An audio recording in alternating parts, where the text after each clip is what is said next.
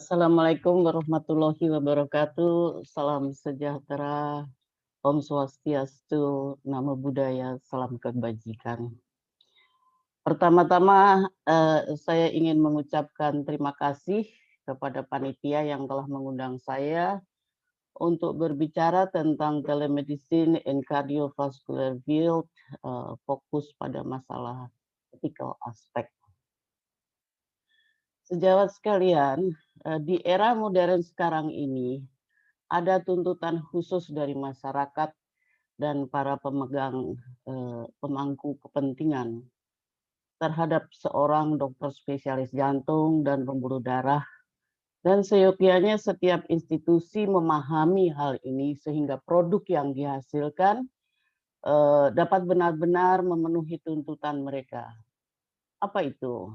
Nah, bukan saja menjadi medical expert yang menguasai pengetahuan dan keterampilan di bidang kardiovaskular saja, tetapi juga menjadi seorang yang profesional dan mempunyai kemampuan sebagai communicator, sebagai kolaborator, advocator di bidang kardiovaskular, seorang pemimpin, dan mau terus belajar untuk meningkatkan kualitas dirinya.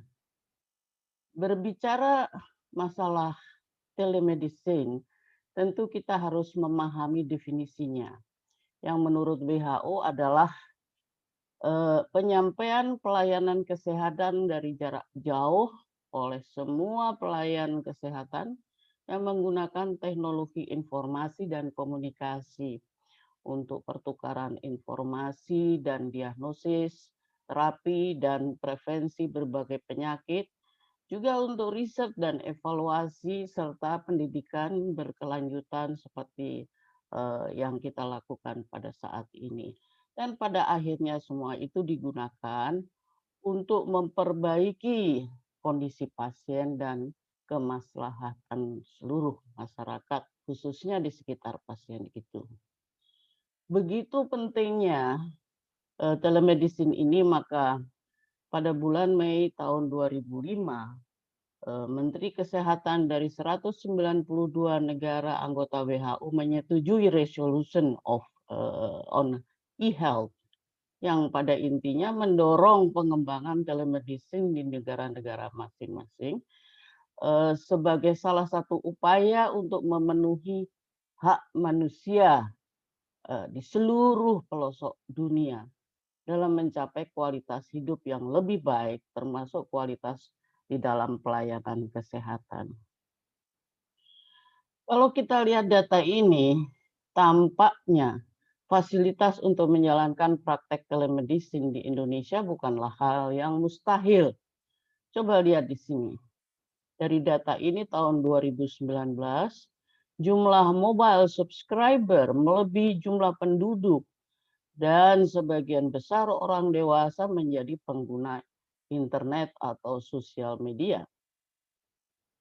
Kalau di India, kita lihat namanya Digital India, sudah lama dikembangkan sampai ke desa-desa oleh Perdana Menteri Narendra Modi, ya, sehingga primary, secondary, tertiary healthcare dan ambulans saling terhubung dan masyarakat terpencil sekalipun bisa mendapat pelayanan kesehatan yang optimal. Dukungan semua pihak dia kerahkan, termasuk pihak swasta, sehingga e-education dan e-health menjadi sangat murah. Fasilitas ini berhasil mengatasi kekurangan dokter spesialis dan guru-guru di daerah terpencil. Saya mendengarkan pidato pengukuhan Profesor Dr. Saifur Rahman, PhD, SPJP dari Universitas Brawijaya beberapa minggu yang lalu tentang betapa besarnya manfaat penggunaan telemedicine di Kota Malang dan sekitarnya dalam menurunkan morbiditas dan mortalitas akibat penyakit kardiovaskuler. Mudah-mudahan ini bisa diikuti oleh daerah lain, khususnya di Jawa Timur dan di Indonesia pada umumnya. Tujuan utama telemedicine adalah memudahkan daerah terpencil untuk mendapatkan konsultasi diagnosis atau monitoring diagnostik sehingga pemantauan dan terapi menjadi lebih baik. Terlaksananya administrasi yang lebih baik bagi pasien, misalnya permintaan tes diagnostik, resep, bahkan juga administrasi asuransi, sehingga pasien tidak perlu mondar-mandir, memberikan kesempatan belajar berkelanjutan, jarak jauh bagi tenaga kesehatan di daerah terpencil. Minggu lalu kita mendengarkan suatu kuliah dari seorang profesor di Padua, di Italia, tentang bunyi jantung yang diikuti oleh 4.000 dokter di Indonesia. Bayangkan betapa besar manfaatnya suatu peran dari telemedicine dalam education. Juga menjadi jejaring riset klinik yang dihasilkan, yang akhirnya bisa menghasilkan kualitas pelayanan yang lebih baik dan peningkatan pengetahuan para dokter.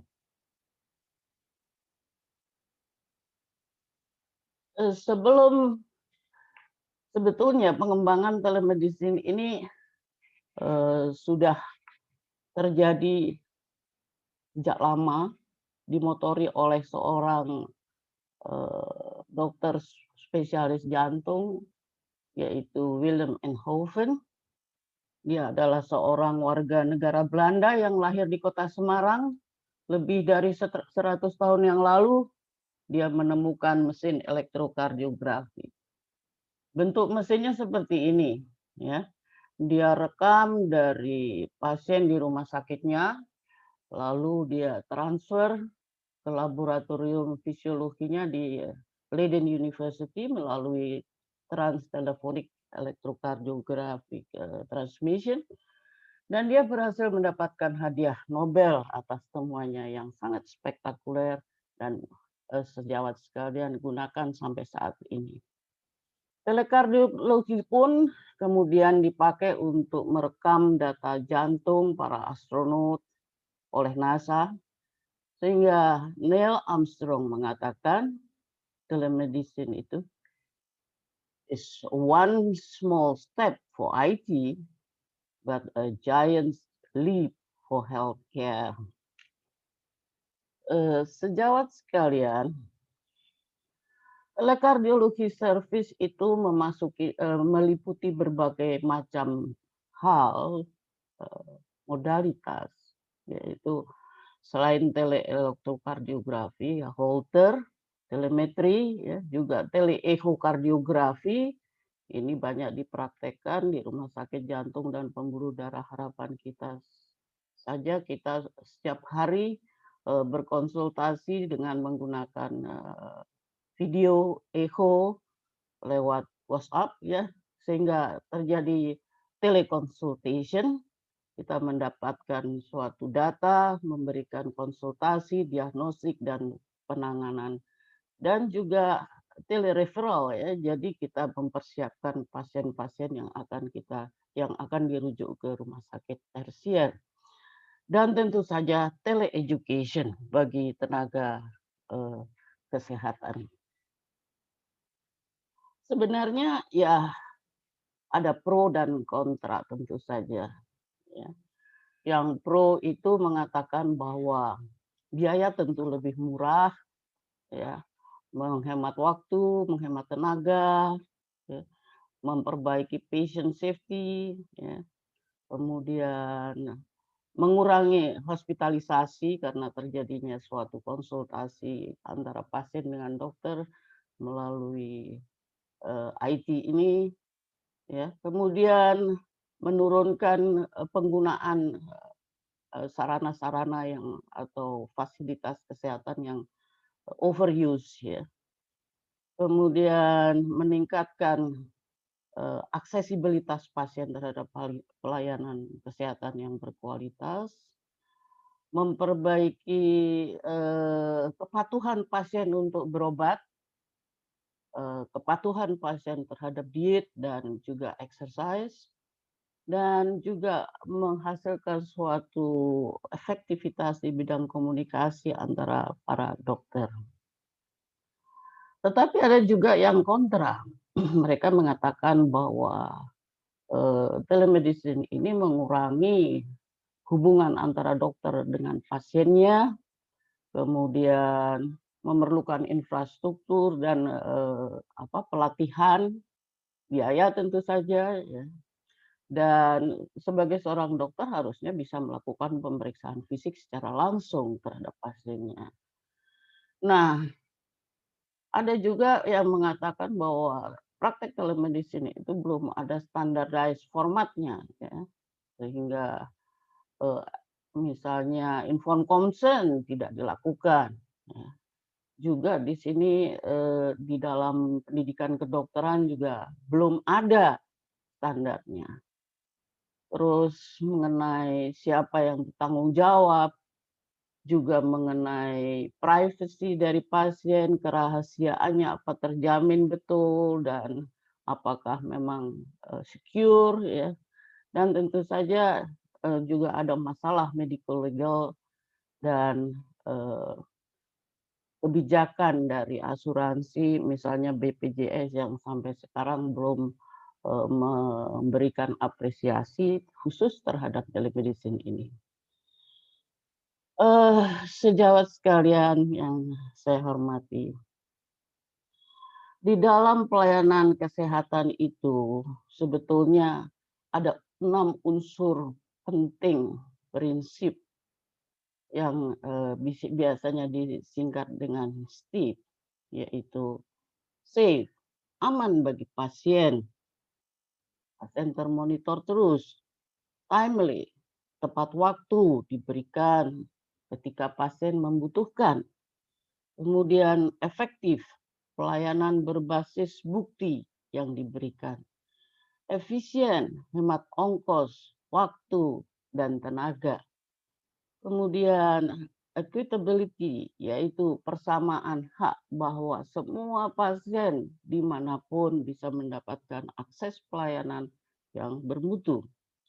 Kemudian pelayanan yang patient center, pelayanan yang menghargai hak pasien dan bertanggung jawab. Lalu, apa saja isu etik di dalam telemedicine? Sejawat sekalian, kita semua pernah bersumpah untuk patuh pada etika kedokteran. Ada 4 prinsip penting di dalamnya, yaitu beneficence, artinya mengutamakan kepentingan pasien. Otonomi, menghormati hak pasien dalam memutuskan apa yang harus dilakukan atas dirinya. Kemudian non-malefisance, tidak memperburuk keadaan pasien. Justice, tidak mendiskriminasikan pasien apapun alasannya. Nah, pada telekardiologi, prinsip-prinsip etika tersebut tercakup dalam 7 pedoman etik yang harus dipenuhi. Yaitu 1, confidentiality. Hak pasien, jangan menginformasikan data pasien kepada orang lain tanpa persetujuan tertulis dari pasien. Informasi yang diungkapkan harus dibatasi hanya untuk memenuhi tujuan tertentu. Kemudian avoiding harms, segala jenis hal yang membahayakan pasien harus kita hindari, baik itu fisik maupun mental. Dan jangan ada konflik interest. Kemudian professional relationship, ya. Pasien percaya data kesehatannya dirahasiakan oleh dokter dan setiap pasien harus diperlakukan secara profesional. Yang keempat, informed consent. Nah, ini mungkin belum sering dilakukan. Ketika pasien membuat informed consent, pastikan bahwa pasien paham betul alasannya apa dan pada kondisi apa, sekalipun itu dilakukan melalui eh, kardiologi juga harus ada buktinya, ya. Pasien harus diberi kesempatan untuk mempertimbangkan setelah mendapatkan informasi itu, mempertimbangkan apa yang ingin dia putuskan. Dan informed consent ini harus dibuat oleh dokter yang bertanggung jawab atau DPJP-nya, ya. Kemudian masalah honor dan pengaturan masalah keuangan. Layanan kesehatan seyogianya bisa terjangkau oleh semua orang dan pertimbangkan kondisi keuangan pasien atau di daerah itu, ya. Bila mungkin upayakan donasi untuk pasien. Pengaturan honor dan perawat biasanya sudah diatur oleh rumah sakit kecuali Anda menjalankan praktek pribadi. Kemudian pengobatan untuk semua. Layanan fasilitas kesehatan buat semua yang datang untuk menjangkaunya. Hindari monopoli. Lakukan kolaborasi dengan kolega lainnya, jangan ditangani sendiri kalau memang bukan bidangnya. Kemudian yang ketujuh adalah maintaining medical record dan data. Ya, catat semua anamnesis, pemeriksaan fisik, laboratorium, dan pemeriksaan lain-lain serta pengobatan yang dilakukan, ya, dan informasikan pada pasien bahwa datanya terjaga. DPJP atau dokter lain yang dipercaya saja yang boleh mengakses. Dokter tak bisa melarang pasien itu untuk mengakses informasi medis mengenai dirinya, kecuali pada keadaan tertentu. Proteksi data meliputi jaga kerahasiaannya. Untuk riset jangan sampai bisa mengenali pasiennya, atau kalau ada harus dilakukan itu, maka harus ada informed consent tertulis dari pasien bahwa pasien setuju. Dan jangan sampai ada yang hilang. Nah, sejawat sekalian, dapat saya simpulkan di sini bahwa penyakit jantung dan pembuluh darah menjadi masalah kesehatan utama di seluruh dunia, dan telekardiologi itu ideal untuk mengatasi masalah kesenjangan pelayanan kardiovaskuler di negara berkembang, khususnya di Indonesia. Telekardiologi dapat digunakan secara luas mengingat jaringan IT di seluruh Indonesia sudah bisa terjangkau sampai di Papua misalnya, di Tiong. Saya sering berkomunikasi dengan teman-teman di sana, masih bisa dilaksanakan dengan baik. Dan untuk ethical issue ada 7 hal yang penting, yaitu confidentiality, avoiding harms, professional relationship, informed consent, fees and financial arrangement, collaborative patient-centered care, dan yang ketujuh adalah masalah pemeliharaan medical record dan data. Terima kasih atas perhatian para sejawat. Wassalamualaikum warahmatullahi wabarakatuh.